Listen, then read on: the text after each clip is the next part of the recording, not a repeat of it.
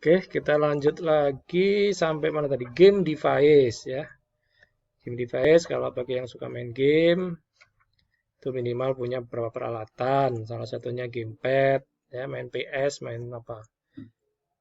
Eleven ya, FIFA, soccer segala macam lah, joystick, pedal and wheel dipakai untuk main balapan ya, balapan supaya seolah-olah sedang nyetir dan ngegas. Dan sepeda itu dipakai untuk apa, badminton ya. Kalau di mall-mall itu juga ada game lompatan itu yang disesuaikan geraknya dengan lagu dan video yang ada di tampilan layar. Motion sensing game controller ini, kalau Anda suka nonton di apa ini iklannya siapa My Bosku itu ya sih itu. Ada kayak dipakai untuk mancing, untuk tinju, mukul ya, raket ya, untuk badminton, game tenis bisa. Balance board dipakai untuk salah satunya dipakai untuk keseimbangan. Contoh game pada ini apa skateboard ya, skateboard itu kan goyang-goyang-goyang gitu ya. Jadi seolah-olah nanti di tampilan layar kita lagi main skateboard gitu. Padahal cuma di atas ini ya, bukan ada skateboard ya. Yang namanya juga game ya. Kemudian perangkat embedded komputer. Ini perangkat apa aja yang ada di bisa ditanamkan, salah satunya di mobil ya, di mobil. Mobil itu bisa dilihat, misal smartphone aplikasi bisa dipakai menjawab panggilan ya. Jadi kita bisa menerima panggilan dari dashboard, dari dashboard mobil gitu maksudnya. Yang kedua adalah Adaptive Cruise Control System, terkait dengan kemampuan setir mobil dalam mempermudah pengendalian laju kendaraan, terkait juga dengan brake ya, pengereman ya, alarm dan seterusnya. Bisa jadi ya yang disebut dengan apa itu? Power steering ya. Bagaimana si kemudi itu bisa apa? Ringan dikendalikan ya, mudah dikendalikan. Mudah dikendalikan. Kemudian GPS. GPS, airbag system, electronic stability control automatically fly brakes ya. Sistem pengereman berbasis elektronik. Kemudian drive-by-wire system, sense pressure on the gas pedal. Oh, ini untuk gas rem ya. Communicate electronically to engine, bagaimana mengelola percepatan atau mengatur kecepatan mobil secara otomatis. Tire pressure monitoring system, bagaimana mengupayakan kenyamanan tekanan ban ya. Jadi kalau banyak kempes langsung muncul kempes banyak gitu. Ya, bagi yang punya mobil dan sistem silakan dicoba ya. Coba. Bagus juga ya, embedded system. Terus ini pot. Apa itu pot? Belum ini ya. Ini hubungannya kemana ini? Oh iya ya, sebelah sini.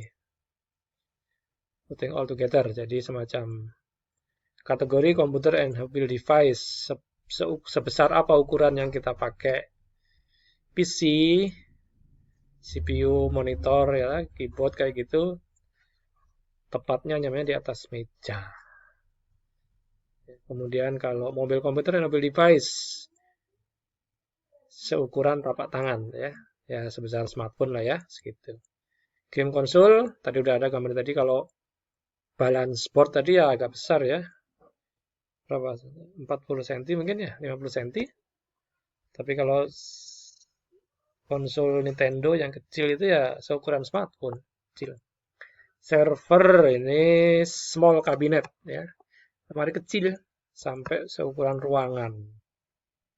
Superkomputer full room. Besar ya, mungkin minimal sebesar lapangan badminton lah ya, lapangan tenis gitu. Embedded computer miniatur. Jadi biasanya kecil-kecil aja. Ini dipakai untuk meningkatkan apa? Kendali atau kontrol. Jadi gini, kalau misalnya game itu game saja gitu, maka kita akan mengisi file gamenya itu harus pakai apa, kaset ya, kaset atau USB drive, ya, colokin gitu.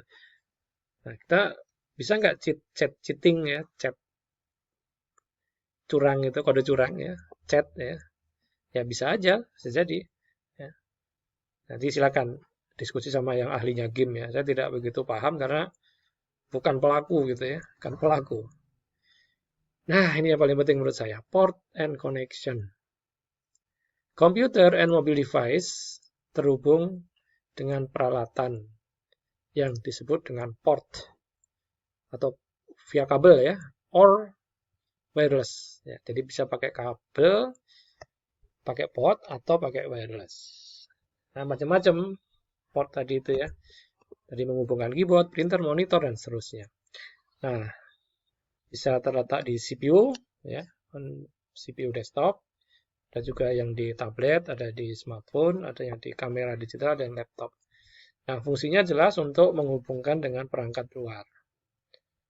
Misal apa, flash disk ya, kan gampang lah, flash disk, external hard disk. Apalagi proyektor ya, proyektor Anda pakai laptop terus presentasi pakai LCD proyektor, nah pakai HDMI ya, HDMI. Ya, Anda boleh sebut HDMI gitu ya, boleh. HDMI juga boleh ya, silakan aja. Mau pakai versi Inggris mangga, mau pakai versi lokal mangga ya. Seperti ya, ini lengkap-lengkapnya ada lagi ya. DisplayPort bagi Anda yang suka apa namanya ini, punya video kamera yang lama ya, itu pakai DFI. DFI. Jadi apa? Portnya beda gitu khusus ya.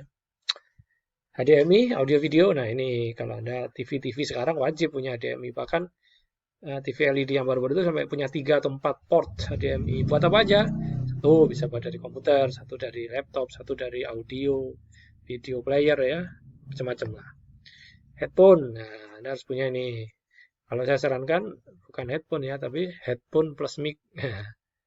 Ya, ada headset, ada mikrofonnya ya, kayak apa, operator-operator yang menjawab pertanyaan kita itu ya, kalau di ada layanan bebas pulsa kayak gitu. Lampu, lampu USB silahkan. Mikrofon, tadi saya bilang headphone sama mikrofon kalau digabung bisa. Micro USB, charging, ya, charger, mini USB. Jadi kadang-kadang beda ya antara mini USB kamera sama mini USB yang lain gitu ya. Jenisnya beda gitu. Terus mini HDMI.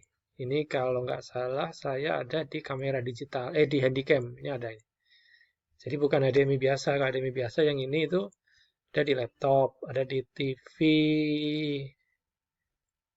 LCD ya, TV layar datar, speaker,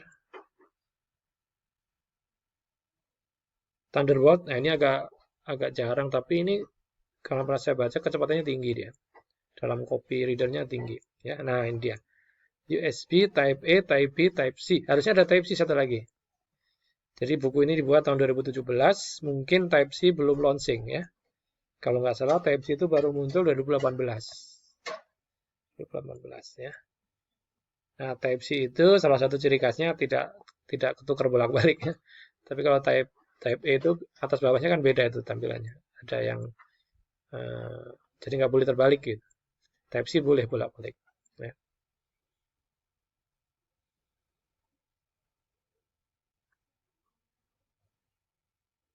Nah, jadi fokusnya di mana? Fokusnya di USB port.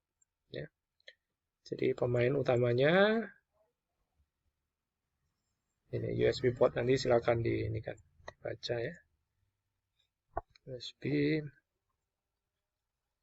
docking station ini dipakai untuk misalnya kalau di apa namanya, tablet itu bisa untuk menempatkan port. Ya.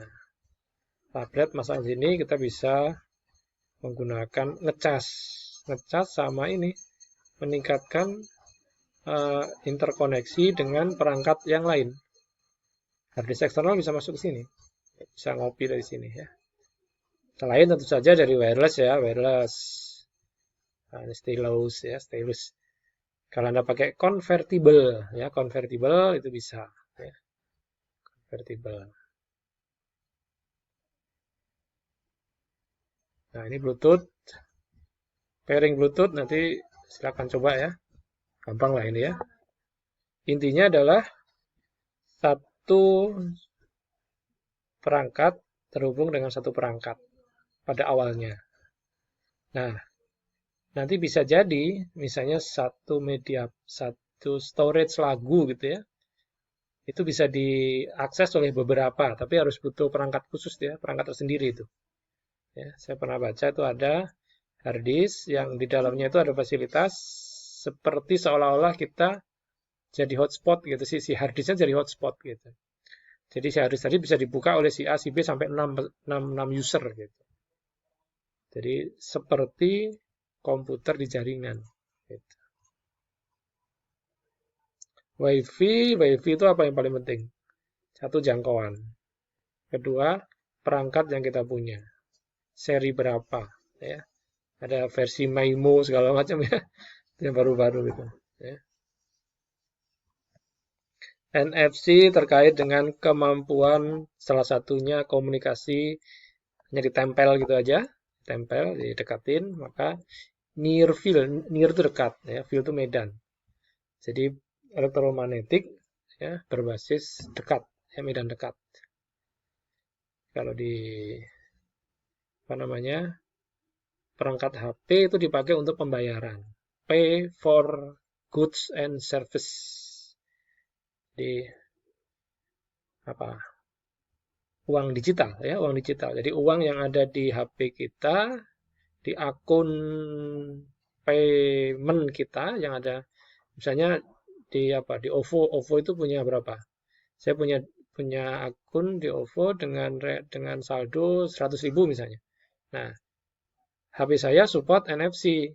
Kemudian tempat saya akan beli, tokonya, gerainya juga bisa terima NFC ya. Saya tap ya. Maka di sini tidak perlu ada lagi tanda tangan ya, seperti kartu kredit masih tanda tangan. Ini udah nggak musim itu. Karena sekarang udah dipakai password, udah pakai sandi, pakai PIN ya, pakai PIN. Bagaimana memproteksi hardware? Ya ini sidik jari. Kalau di HP ya, fingerprint silakan diaktifkan. Ya, ini penting karena menyangkut ini ya. Hardware failure, kerusakan pada hardware contohnya pada under voltage. Under voltage itu salah satunya kalau kelebihan ya, atau kekurangan. Naik turunnya tegangan yang tidak normal ya. Jadi kita berada di daerah yang apa? Voltasenya tidak stabil. Nah, gitu lah kira-kira. Sebutannya under voltage. Sarannya apa di sini ya? Stabilizer atau pakai UPS. Sebaliknya over voltage. Nah, ini terjadi peningkatan. Jadi kalau tadi pelemahan ya. Jadi nggak boleh kekurangan, nggak boleh kelebihan ya. Ya gitulah ya. Pas, kudu pas ini. Over voltage can cause immediate and permanent damage ya. Kerusakan permanen pada hardware ya. Yang paling kerasa itu gini, kalau listrik jepret, listrik mati itu hard disk. Ya, tapi semoga di sini hard disk sudah. Nah, ini switch protector ya, pakai ya semacam inilah bisa untuk minimal mengamankan gitu ya. Khususnya bagi daerah yang rawan mati mendadak. Ini sarannya pakai UPS saja. UPS itu bisa kalau baterainya normal bisa menyimpan 15 menit ya. Lebih mungkin ya. Sekarang kan semakin canggih kayaknya. Listrik mati, nah kalau yang terhubung dengan sistem kita, PC kita, maka tidak akan bermasalah. Laptop sih nggak masalah ya, kan ada baterainya.